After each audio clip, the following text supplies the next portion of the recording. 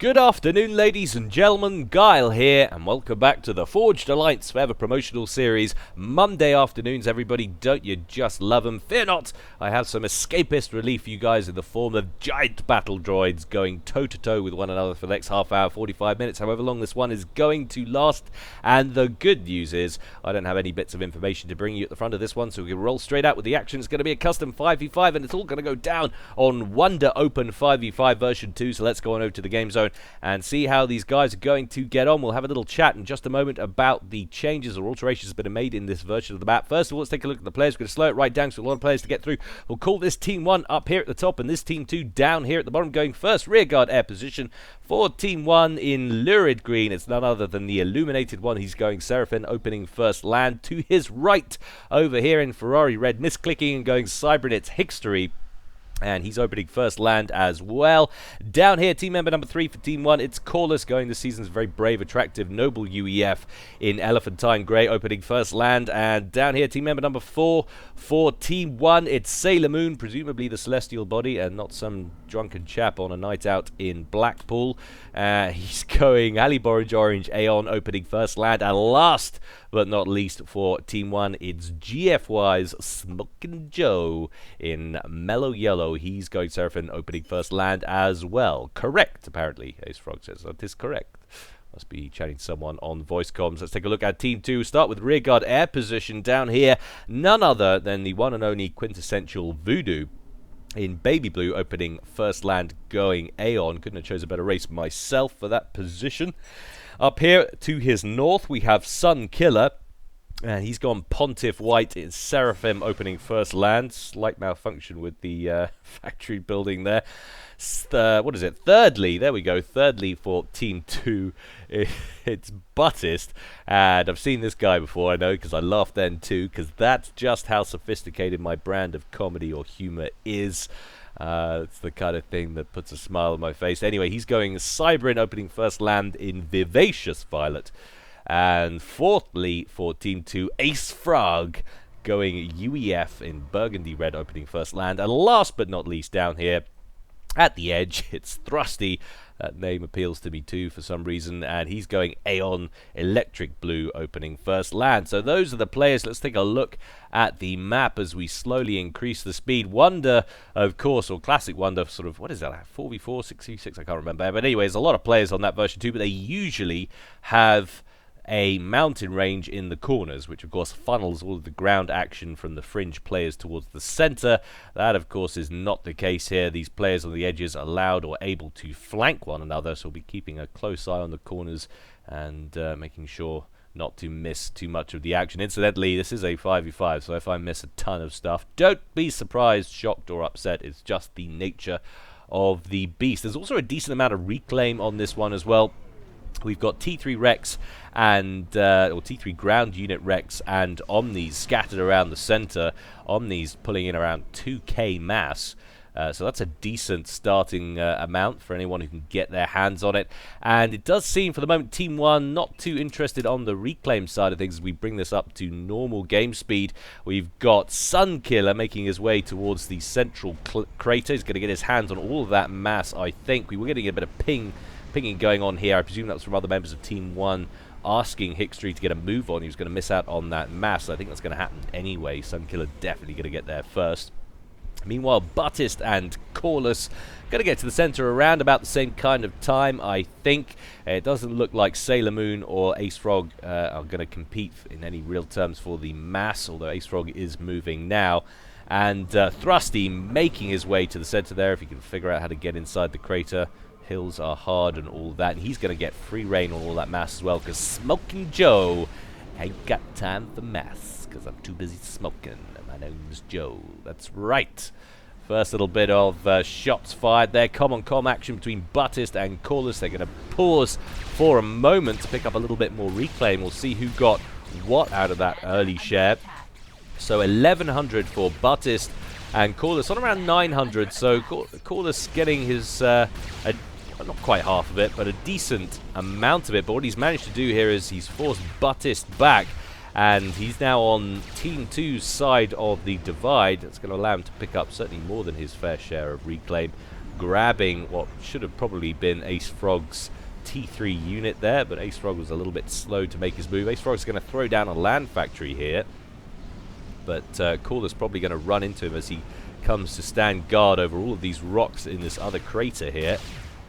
Colossus just going to wail away on Ace Frog, who will not be perturbed. I'm going to build this factory, however much of a headache it gives me from this relentless fire connecting with my ACU. But anyway, those two are going at it. Meanwhile, the first little flanking maneuver over in the west from Thrusty sends up a Spirit, a couple of flares, a couple of lads, picks off an NG, and should be able to grab at least one Mex here. We do have a FAM rolling out now to defend from Smoking Joe, but busy making their move around. They've left one Mex on around 200 hit points there. They could have taken down this one that's already 55% complete on its way to T2. That would have been quite the coup, but alas, going to lose those units when they could have picked up this Mex to the edge. But still, nice little early bit of harassment there from Thrusty. Smoking Joe moving out with his ACU. Both of these ACU in reasonably close proximity, aware, of course, that there's now this huge gap to the left of them that they have to be rather careful of. Meanwhile, a couple of flanking hunters as well from Hickstry, so both edge players from Team 1 and Team 2 getting involved in some lab play there.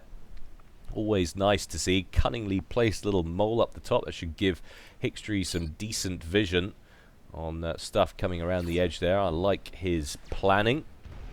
And just with all 5v5 kind of games, and certainly all games on Wonder, air guard position or rear guard air position is going to be absolutely crucial. And although it's pretty even in or balanced in terms of general rating over the course of the team, Illuminated One is giving up 300 ranking points to Voodoo. Of course, we know is a seasoned, well-heeled vet, and as well has chosen Aeon, which I think gives him a little bit of an advantage over the Seraphim selection there of Illuminated One. But never count your chickens before they're hatched, and we're certainly in the incubation period for the moment. Couple of strikers moving up there from Ace Frog. They're going to roll full foul, of Sailor Moon's ACU. That starts to make a move forward, and Buttis bringing in a small group of Mantis to harass this forward production facility from Colossus. Flaps away for a while and then just promptly starts reclaiming. He'd love to get this out of commission. He's running out of Mantis. He's probably going to have to start backing up soon. He doesn't want to get caught, but he also doesn't want to leave one land factory on 755 hit points. He can avoid it, but a beautiful little overcharge into the center there takes it out of commission. Sailor Moon actually helping his buddy get his other land factory online there. Would have been great if he could have taken out two of them there, Buttis, for his team, but alas, was shooed away. Might have found another avenue of attack, however. A few Mantis pushing up slightly further to the east. I think Colossus looks like he's got it all in hand, though. We've got strikers sitting there lying in wait. And we've got some air units now coming in from the Illuminated One. All T1 for the moment. No transitions to T2 as yet. And actually, no, there we go. HQ on the way. Only 20% complete for the moment, but surely won't be too long before we start seeing those T2 units emerging. And that coincides pretty nicely with Voodoo slightly further behind on his upgrade there, but eco-wise might be doing ever so slightly better. Yeah, it's 49. I say that, it was 46 to 48 or so, and then it changes. Illuminated One jumps ahead, and then it changes again. So it's constantly in flux, is basically what we're saying. I should move on to something else before it starts to look like I don't know what I'm talking about. I'm terrified that one day people are going to discover that about these casts. I actually don't know what I'm talking about. That's why I'm always very quick to put myself down when ever criticizing anybody's play over this game, because I'm certain I can never do any better when the heat is on, as Kenny Loggins used to say. Hickstry backing up with his ACU in the face of a combined push from both Buttis and Sunkill. A lot of T1 units heading north there. Got a few coming in as well from Colossus just to the west. I I think Hickstery should be okay. He's got some PD kicking around the place, and he's got a lot of energy storage as well, so he can store up a couple of overcharges more or less at a time. You can see him blapping away there, taking out groups of units. Shouldn't have too much to worry about. There is rather a continuous stream coming up from Sunkiller, but I think he's more or less got it in hand. Although a couple of strikers, sorry, not strikers, I was talking about a couple of FAMs make it into the back here. Fortunately for Hickstery, they're not Zooies, so limited amount of damage and destruction going to be wrought on that one. Meanwhile, down here at the southwest, Smoking Joe has taken a bit of a battering. He's down to around 6,600 hit points. Thrusty has been doing a reasonable job down at this end of the map, it would seem. He's backing up for the moment. And still a lot of reclaim in the form of these large rocks to be picked up. And now we're potentially starting to see a little bit of separation in eco between Voodoo and Illuminated One. Not a great deal, but it's around 4 to 5 mass here and there. And then, of course, the moment I say it, Curse of the Commentator kicks in and it alters. But T2 now in play for both of these guys. And Illuminated One says, screw you guys. T2 is for losers. I'm going straight for T3. He's already at 5% on that one. What do we have for Voodoo? Well, that T2 HQ is sitting idle for the moment. Voodoo not happy to go straight for that T3 upgrade at all. Who are the people at the bottom of the pile eco-wise? Well, Sunkiller sitting on 14 mass. Could that be because he's bottlenecking power by any chance? Yes, it was.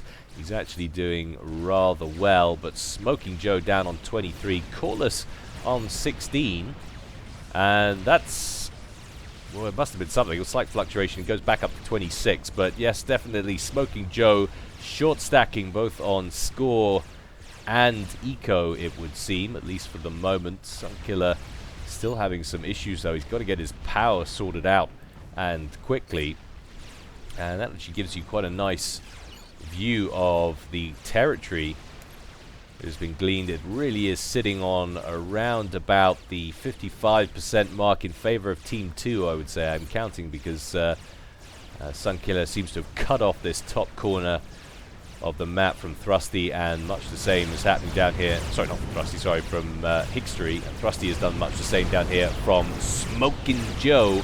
Thrusty taking a bit of a battering, though, now in the last couple of minutes. He's down to around 4.5k. Smoking Joe getting his kicks by blapping large groups of Thrusty's tinfoil Auroras. What's left of that little pack are going to back up. He needs to be careful, though, because there's quite a few on the ground up front. His ACU is slightly out of position. He's only got one unit of T1 PD up front there, and Sailor Moon, wisely recognizing the threat, sends in a couple of T2 Blazes to help his buddy out there in that bottom corner. So he's made the transition to T2, but look out what's going on over here. Hickstery and Colossus pushing back in a big way, both of them with decent amounts of T1 to assist. Sunkiller's made transition to T2, so we have got some Ilshivers rolling out, but they're not going to last too long against overcharging ACUs. Sunkiller just continuing to back up for the moment. Where is Buttist in all of this? Well, his ACU's down here. He's busy throwing together Cerberus turrets. He's going to have to creep that over towards Sunkiller's base and do it quickly, because Sunkiller is in a bad way. And look at the amount of flanking that's going on. Hickstery getting right in around the back here of his opponent, while the two ACUs forge a path right down the center of Sunkiller's base. Sunkiller sitting on around 9,000 hit points, so not looking too shabby for the moment, as he's still got access to overcharge. No, he doesn't, if he did at all. If he did, that energy storage has been destroyed. Hickstery and Colossus selecting different structures in that base to pick on, and down goes another T2 mechs there for Sunkiller, who promptly flies to the bottom of the pile in terms of eco. So massive hamstringing going on from the top right players for Team 1. Very nice combined teamwork, that push. You might not want to stick around too much. Buttist coming in from the west with Cerberus turrets to back him up, and also a whole bunch of Mantis as well. This could be the moment where we see that Team 1 has overextended. A little bit of a tack ping going down now on Colossus from Team 2. He's definitely the weaker of the two at this point. 6,000 hit points left as opposed to Hickstry's 11,000, although Hickstry's taking a lot of fire from Cerberus turrets further back. In come a couple of rhinos on this one. Colossus goes down into the red. 3,500 hit points remain. Buttis focusing on these rhinos. Does Buttis have access to overcharge? Yeah, he does, which is surprising because he could have picked on a couple of those rhinos there. He might have been somewhere else at the time. Sunkiller continues to press as well. Needs to be careful though. 6,000 hit points remain on him, and I'm going to say I think Colossus has got off lightly there. If those two had pressed, they might have been able to pick off a player there. But in comes Strap Bombers from Illuminated 1. He's made the transition to T3 incredibly quickly. We saw that upgrade earlier, and Notha comes in to back it up as well. And another one. Oh, beautiful work from Illuminated 1, ejecting Sunkiller and his heavily damaged ACU from the game after just 12.5 minutes. And Buttis isn't out of the woods either. This could have just gone spectacularly badly for Team 2. Oh no, 2,000 hit points remain on Buttis. He's doing a little bit of dancing, but he can't escape the AoE from that final Strat Bomber. Buttis is ejected from the game barely half a minute after his colleague, and that's just awful for Team 2. A massive hole in their defenses has now been opened up. Voodoo will want to just go raw air power, but he's going to be forced to enter the land game if he's going to prevent Team 2 from exploiting the resources that have just opened up to the east on this map. Meanwhile, a little bit of a flank from Thrusty. He's now got the responsibility on his shoulders of trying to even this game up. If he can take out Smoking Joe or at least cripple his base, it might go some way to mitigate the damage that Illuminated 1 has wrought on Team 2. I cannot believe it. That is brutal. It looked like that was going to be a good push from the outset, and then Buttis came in and it looked like Colossus was in trouble, and then Illuminated 1 from nowhere with a Strat Bomber and a couple of Nothers. He didn't have enough to get 2 Strat Bombers out. He sensed that there was a kill on the cards, that quite rightly Sunkiller was in dire straits in terms of health, and so he switched up production to a couple of Nothers, and that second Nother was enough to get the job done, and of course allowing Illuminated 1 to bring the pain on Buttis as well. But it looks like Thrust's attack is going to peter out. Smoking Joe still in possession of most of his base, and now Voodoo under pressure.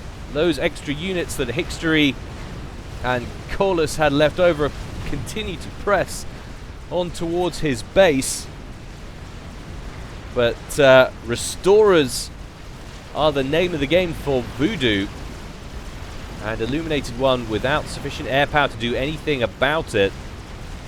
Those Restorers should be able to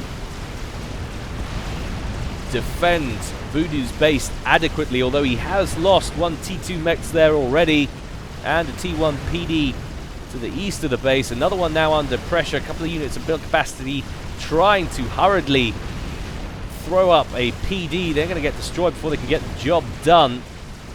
There were some units of flak in amongst Hickstry's forces here, but they've been all but taken out. And the Restorers should be able to finish them off, but another T2 mechs goes down. Painful as that is, Voodoo pulling in a ton of mass. They're 215, and that's with losing. That has to be on reclaim somewhere, surely. He can't be on that.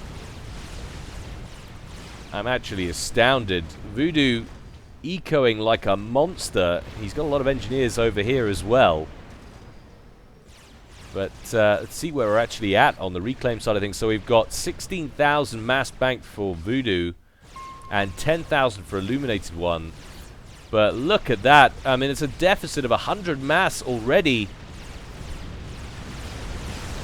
Illuminated One obviously throwing a lot more into offensive weaponry rather than upgrading his eco. We will take a look at that be telling later on. Let's get back to the action in the center now. And Thrusty has been making a thrust, if you'll excuse the pun, up the center of Colossus' base. But other than taking out a few buzz kills there in a mech, I don't think he's going to cause too much more damage. A lot of blazes coming in on the ground there from Sailor Moon. But in comes Voodoo going straight after Smoking Joe. Wants to even up the game quickly. Needs to be careful though. There are a lot of ASFs and Intis buzzing around, and now with Asylums and Ascendants coming in to defend Smoking Joe, Voodoo can only relent and head back to base, and none of those restorers will make it, incidentally. Air power too strong there from Illuminated One. Job well done, but this is quite a little fire base Ace Frog has set up in the center. And what's key about that, of course, is these little pockets of roaming flak or static defended flak will dictate the pace of the game for the air players. The air players will often be responsible for turning a game, but their mobility will be, of course, affected by the roaming bands of anti-air and the static emplacements that are dotted around the map. And that's certainly looking like a formidable little fortification there from Ace Frog, who's throwing another upgrade on his comm there.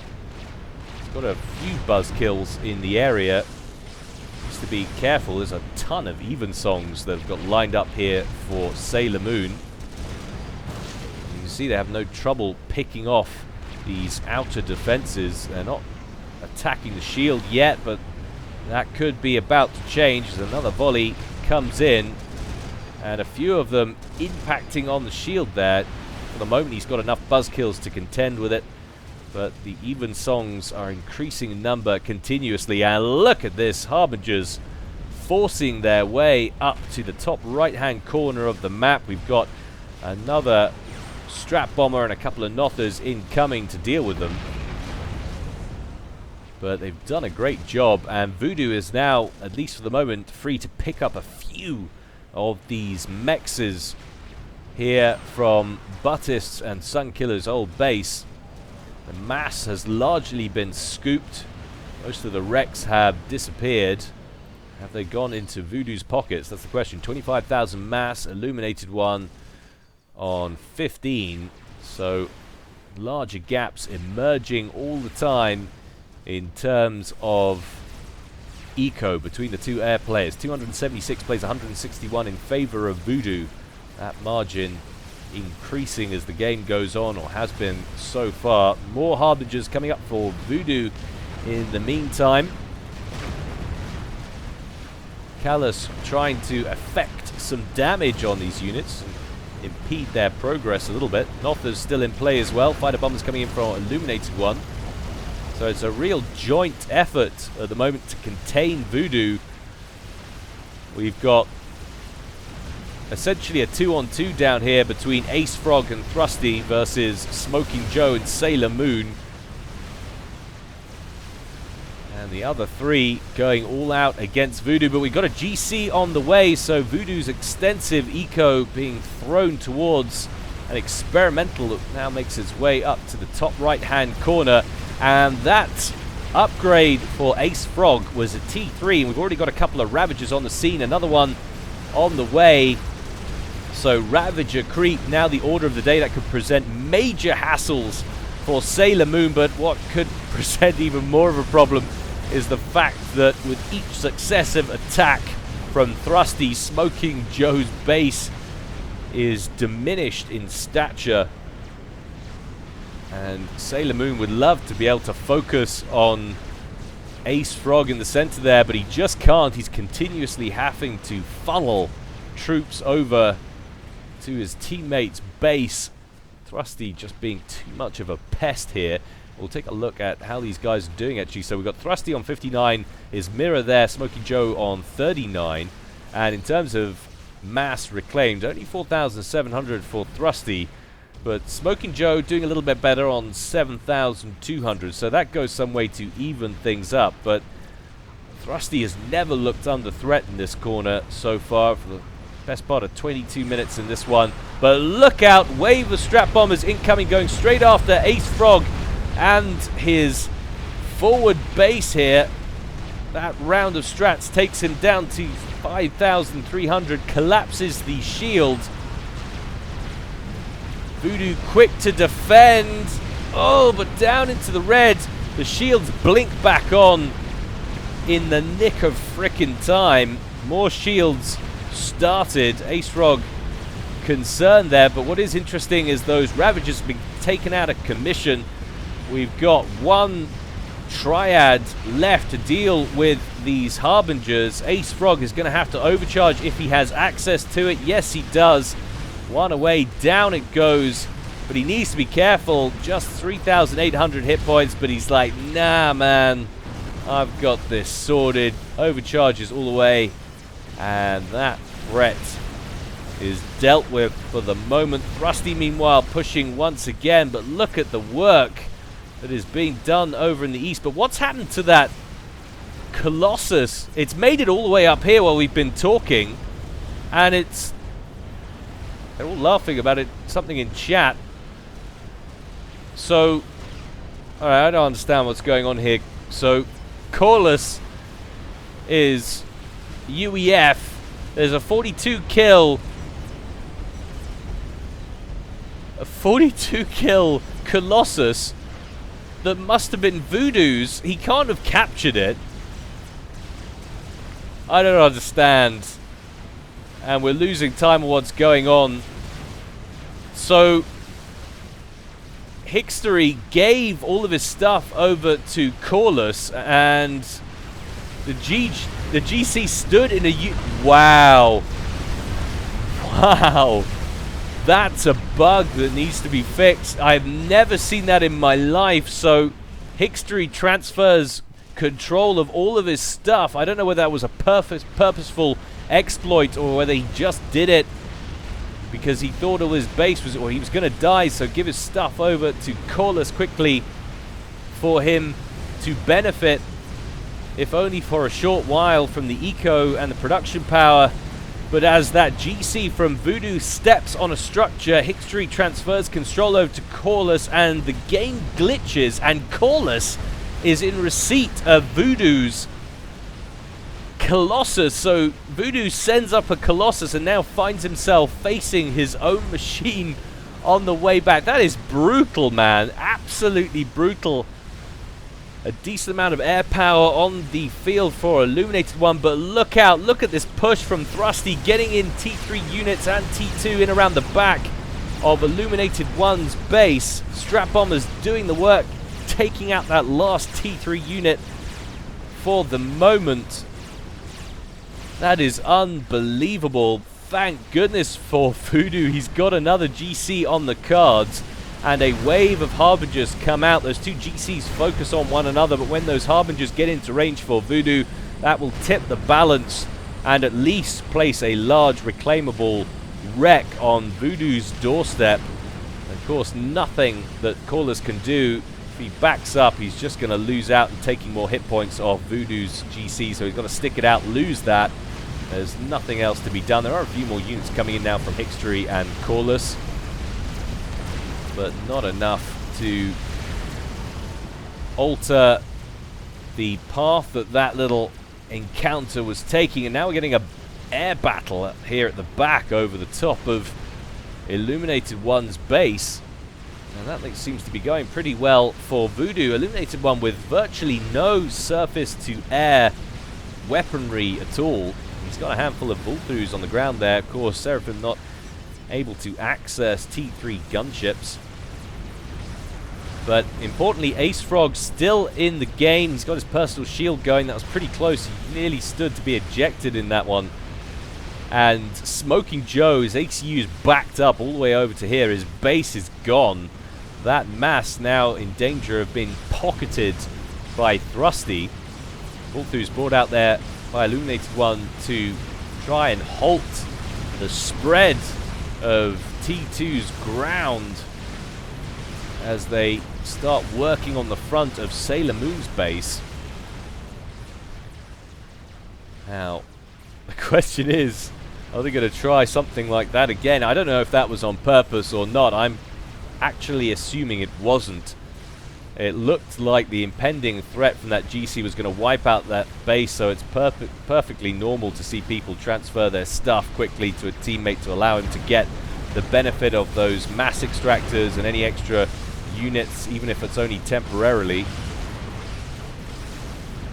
But still, despite that enormous advantage suddenly gained by holding on to this team member and grabbing control of that other Colossus, it doesn't look like Team 1's position has improved. Strat Bombers coming in over the top, going after the two ACUs that are currently sitting under shield coverage. Another GC now coming in for Voodoo. He looks like he might get there in time to kill this megalith off. That's surely got to be where he's going. Colossus, though, meanwhile, bringing in Percivals to try and impede the progress of this GC and give Hickstry just a little bit more time. Oh, don't be distracted, Voodoo. Take the punishment for the moment. He goes after the T3 P-Gen, but meanwhile, Illuminated One is eliminated. Voodoo getting the job done. I said I was going to miss stuff in this one, and I was right. Down he goes, down to Strat Bomber fire, and that surely is going to be game. The GC at least is taken out of commission, so that's something to be happy about for Team 1, but Voodoo looking so dominant at the moment in the air. Thrusty has been beaten back, at least for the moment, but he's still going to be able to take advantage, I think, of all of Smoking Joe's base, formerly belonging to, anyway. And now Colossus' ACU under threat, throwing up shield gens as quickly as possible, but look at the amount of units of flak. The skyboxers coming in from the west here. Those Strat Bombers gonna have to move elsewhere, and once again Hickstry has transferred control of just about everything over to Colossus, probably helping him to get those shield gens online and keep his commander safe. But Hickstry now under pressure, and there's nothing back here to prevent these Strat Bombers from doing their job. Hickstry on an upgrade and anchored till he cancels it, but he doesn't look like he cares. He knows he's out of this one. And down he goes. And importantly, of course, that's going to take all of these units with it, including this megalith, which I'm surprised wasn't being sent on towards Voodoo. I guess they have a real problem in the air now, protecting just about anything on the ground. Voodoo, with operational advantage, I think it can be fair to say. Free to roam with the Restorers and Shockers. And the only thing he has to be concerned about is large groups of flak on the ground. Ace Frog with some Percy issues coming in the front door from Colossus, but he's got so many hit points and Ravagers. I don't think he needs to be too intimidated. A few overcharges in there will deal with those. And I think it's fair to say Voodoo has won this game for Team 2. I mean, don't get me wrong, sterling work from everybody else, but surely there's no way back now for Team 1. Smoky Joe asking what happened to the Mega. Well, as we said before, it was built by Hickstry and then transferred, so when he dies, Share Until Death kicks in. And down goes the Mega. Sailor Moon now taking Shocker Fire. It just looks like Voodoo is about to bomb everybody into oblivion with these Shockers. Down he goes, and then there was one. GGs get thrown out. The game is effectively over. And a desync pops up annoyingly at the end. The game is over, but someone probably not leaving by a score screen. How incredibly annoying. So desync still plaguing us to this day. There are people working on it, but down it goes. And there you can see a aspect of the desync and why I refuse to keep desync games unless they appear right at the end or cast them, because it changes all sorts of things. It was saying Voodoo was defeated there at the end, Thrusty was defeated. That definitely wasn't the case unless they all surrender, which I doubt they would have done. But anyway, I hope you enjoyed that, guys. Proper 5-player carnage. As always, more to come from me in the future. In the meantime, though, stay well and stay safe. This is Gyle, signing out.